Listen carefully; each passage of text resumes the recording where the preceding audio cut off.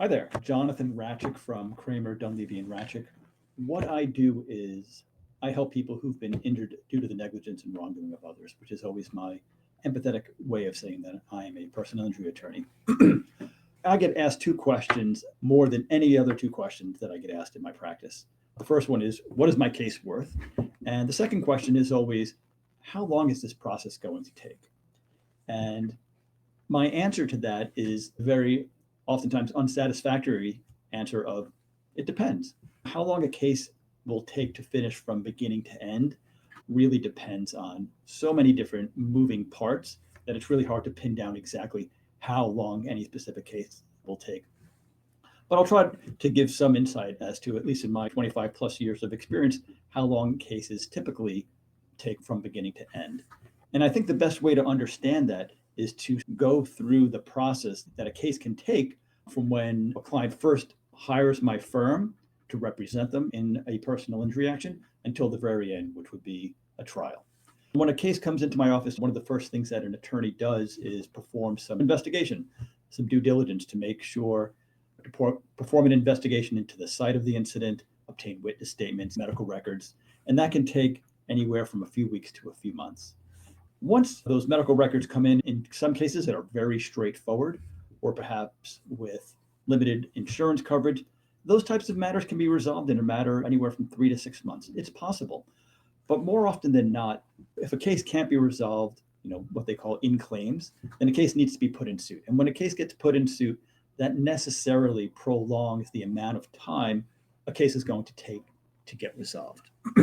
So after a case is commenced, which is accomplished with the filing of a summons and complaint, the defendant has 30 days in which to answer once they've been served with the summons, and then you begin the discovery process.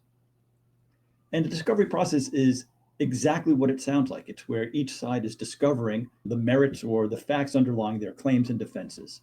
And that's going to entail paper discovery. It's going to entail depositions. In personal injury actions, it's going to include a physical examination of the plaintiff by one or more physicians, and depositions, which are basically question and answer sessions that can take months to complete.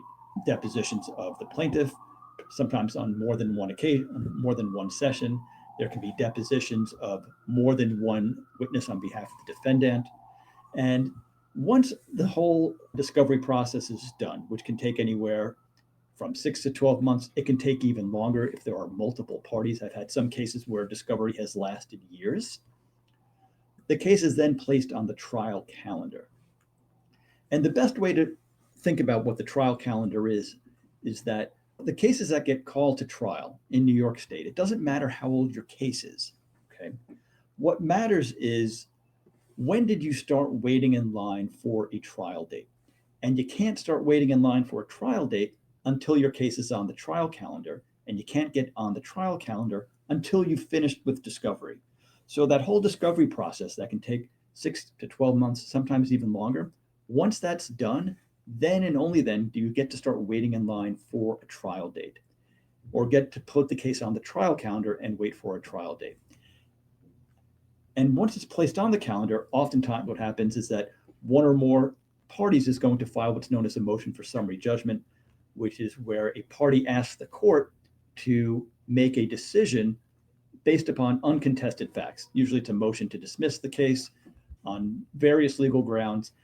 And that can, again, further prolong the resolution of an action. The backlog in New York City is just so large that when a party files a motion for summary judgment, it's going to take months just to have the motion briefed, and then potentially months after the motion is fully submitted to get a decision from the court.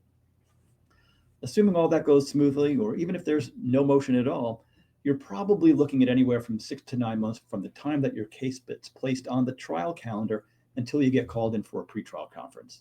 So now, at a minimum, you're probably already up to a year and a half to 2 years. And then, if you have settlement conferences, if the conferences don't go anywhere, it can be several months before you get an actual trial date. And then a trial can last anywhere from a week to several weeks. Sometimes they can go even several months. After the trial is over, you may or may not be done with the case. Although a lot of cases, in my experience, when you get to that portion, when you're on the trial calendar, If all the motions have gotten resolved, usually that's when, if a case is not going to proceed to trial, that's when it might settle. Most cases do not go to trial. Certainly, in my firm's philosophy has always been to prepare every case as if it is going to trial, because that's really the only way that you can get the best compensation for your client. You can't prepare a case with the expectation or the hope that it's just going to settle along the way, because then you're going to get caught with your pants down. What you have to do, you prepare every case as if it's going to trial, and sometimes that means that you have to stay in for the long game. Cases can certainly settle at any time during the litigation process, but it's not a given. And certainly, if you wait until the end, that's when cases, if they're going to settle, that's when they might settle if they don't go to trial. And even after a case goes to trial, let's assume that you bring a case to trial and the case settles. For the plaintiff, if you win, you're almost guaranteed looking at a post-trial motion to set aside the verdict as either excessive, against the weight of the evidence, maybe to dismiss the case altogether. And if that's not successful, defendants oftentimes file an appeal from the resulting judgment. And that can really add the time to a case, because appeals, depending on what department you're in, can add anywhere from 6 months to even 2 years onto a case. So that's been a nutshell about how long cases take to resolve. Once cases are in suit, they take a long time because there's just a lot to do from when the case is put in suit until it's ready for trial. Cases can certainly resolve at any time during that process, but the discovery process takes time. Waiting for a trial date takes time. And even after a case goes to trial, it might even be more time before the case is actually over and done with. That's a really long answer to, it depends on how long your case takes. And needless to say, the complexity of the case also affects how long it's going to take. A garden variety automobile crash, a case arising out of an automobile crash, is going to take less time than a complex medical malpractice lawsuit or a construction lawsuit. A lawsuit with multiple defendants, where everyone wants to depose the plaintiff, where you have to depose multiple parties, maybe non-parties, that's going to take more time to resolve than a case where it's one plaintiff and one defendant, where it's really straightforward. So again, there are all of these different moving parts which go into determining how long a case takes to resolve.